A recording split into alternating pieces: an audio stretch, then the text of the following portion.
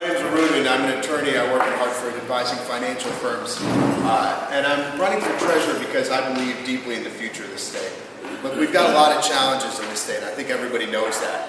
But this is a great state. And I think we have too much talent in the state, too much potential to be overcome by our challenges.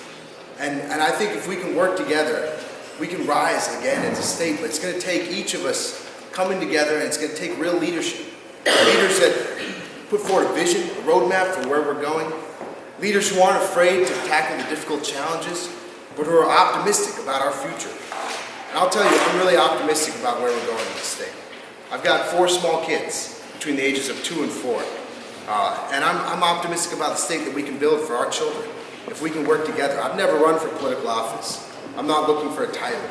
I'm looking to help build a better state, better communities, and a better state here in Connecticut. For our kids to grow up in, to move back to call home for a long time. Now, let me tell you why I want to do this job. I think the responsibility of a state treasurer is a really serious one. To safeguard the retirement securities of 212,000 hardworking men and women all across the state. These people, I think we forget about who these retirements are. These are teachers who every single year take money out of their own paycheck to pay for school supplies, who take time away from their own kids to be with our kids. These are social workers all across our system, like the DCF social workers who worked with me and my wife when we were foster and adoptive parents, who every single day hold these precious lives in the balance. We made a promise to these people all across our state that when they retire, we would be there for them. And they deserve a treasurer whom they can trust. Now, I work day in and day out advising financial firms, venture capital firms, investment banks, private equity firms.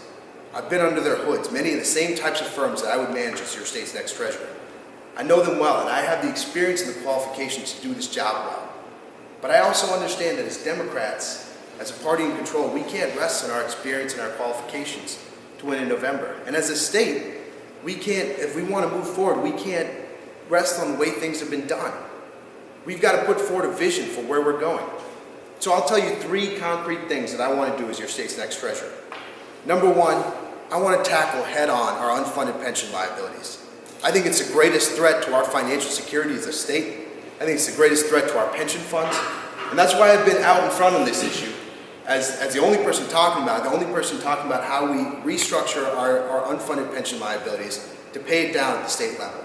Because I think it's important that our leaders do the difficult things. And it's really important here because as those costs rise, as our unfunded pension liabilities rise and take up more and more of our budget, it's going to lead to cuts in public education, lead to cuts in Medicaid, a shredding of our social safety net, the things that we hold dear. So and it's going to lead to cuts that affect people in my community, people that are my neighbors. And so I promise as your treasurer, I won't go home at night unless I've done the difficult things for my community.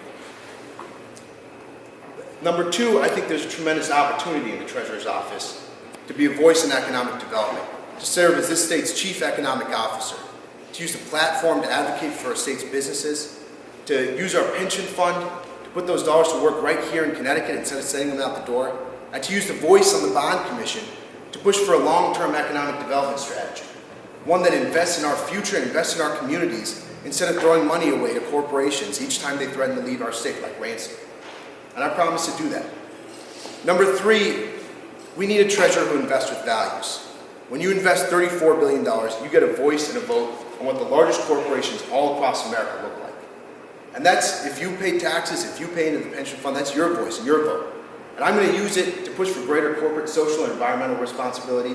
I'm going to use it to take on Denise Napier's fights on CEO pay, on diversity on corporate boards. And in addition, I'm going to look at our college funds and look at how we make college a little more affordable for families in our state who are struggling. I'm going to expand financial literacy programs to help protect working families against financially predatory schemes. And I'm going to put our dollars to work for pensioners and taxpayers instead of the big Wall Street firms and management. Those things are important to me. I wanted to work with financial firms because I graduated in the midst of the recession. And I saw the impact that the decisions of a few folks at the top had on all of us across the economy. And I wanted to be a voice in the room because I understand the value of investment in my life. You know, my parents were refugees. They came from Sri Lanka, fleeing a bloody civil war, and bounced around to 4 different continents at a really tumultuous time. They went to Europe, and then Zimbabwe and Africa, where I was born, and came to the U.S. when I was a little baby. And they were so appreciative. They came to the U.S. at a time when, by the way, we weren't all that friendly to refugees, not unlike today. And they were so appreciative of the community they were given. They were so appreciative of the future they were given, and they believed in investing in the future of their communities. And they passed that value on to me. And so my wife and I, when I got a job at a big law firm, we bought a home in the south end of Hartford that had been vacant for a number of years, in a neighborhood that a lot of folks had written off.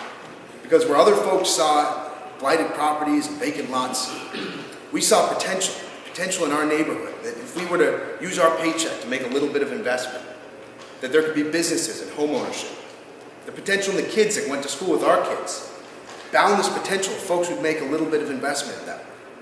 And for me, that's a microcosm of our state. If we can work together, this state that a lot of folks like to write off, if we can work together and invest in our future, I believe our greatest story is yet to be written. We have tons of potential, and we can work together and build a brighter future. Build a state that innovates, build a state that grows jobs, build a state that our kids want to grow up in and find jobs in, build families in. And so if you share my values, if you share my vision for this state, I'm asking you to join me. I can't do this alone. I would love your help, because working together, I know we can build a brighter Connecticut. Thank you for your time. I'm looking forward to the questions. Thank you. Great. So the first question is, how can you as state treasurer help the urban and specifically the Black community in the state of Connecticut? Thank you. Well, let me say two things. Number one, I think investment in our communities is core, and one of the proposals I've had, I put forward, and I think this has been picked up by a couple other campaigns, and I'm proud of that. But I put forward a proposal to take our venture capital fund. Right now, all of that goes to a fund of funds that goes out and invests in other venture capital funds across the country. I put forward a proposal to take a piece of that, create a new fund with Connecticut Innovations to invest specifically in our urban centers, to take that money and directly invest it, create economic development right here in our urban centers. Because I think as a state, there's no way we get out of our fiscal crisis without investing in our urban centers. And that's the only way forward. We've got to start growing, and the only way to grow is to invest right here in urban communities, in Hartford, in New Haven, Bridgeport. And so I think dollars is the first way. I'll tell you one other thing. You know, I told you I have 4 kids between the ages of 2 and 4, and so we met, all 4 kids of them will be hopefully in college at some point, all at the same time. So we max out our check account every single year. But we live in a neighborhood where, in a 5-block radius of me, 60% of the kids growing up in my neighborhood live in a single-family home at 125% of the poverty line and below. So we have probably some of the only check accounts within a pretty wide radius of my house. And I think about that a lot. There's this University of St. Louis Federal Reserve study that says that if you have a college account in your name, it doesn't matter if there are $5,000 in it or $500,000 in it, you're 3 times more likely to go to college and 4 times more likely to graduate from college. Because there's something about when you make an investment in a kid that gets them to think about what their future looks like. And so we have a scholarship fund that is modest and I think a good start. I'd like to significantly expand that scholarship fund. I'd like to go to all the big corporations. I'd like to go to the people who want to do business with the state, the investment banks and firms, and grow a large scholarship fund and go to urban centers and in neighborhoods where kids don't have access to check accounts at the same level. And then create a financial literacy program for parents, for young parents, and then for high school age kids that's tied to a check account. If you go through this financial literacy program, at the end of it, we'll give you a check account. And so that helps families, I think, who fall prey to financially predatory schemes, and it also helps kids start thinking about college. How can the Treasurer's Office assist, support, and empower Black small business and Black-owned companies? Thank you. The Treasurer's Office contracts with a bunch of, and Eric knows this, we contract with a bunch of subcontractors. And I think Denise has been really influential in shifting what our subcontractors look like by creating in that RFP process a disclosure of what the diversity of your firm looks like. You actually have to talk about what % are people of color and what % are are women, and so Eric and I both work at big law firms. Eric, I don't know what the stats are like at Pullman. I'll tell you, at Updike, there's 70 attorneys. I'm the only attorney of color. And because of that, partially because of that at least, we haven't gotten a lot of work from the Treasurer's Office. And I think that's a good thing. I think that's a really good thing. But I think it's important that we keep in place those protections that Denise had. To say, if you're not going to hire, recruit, and train, and invest in a diverse workforce, we're not going to do business with you. Questions from the floor?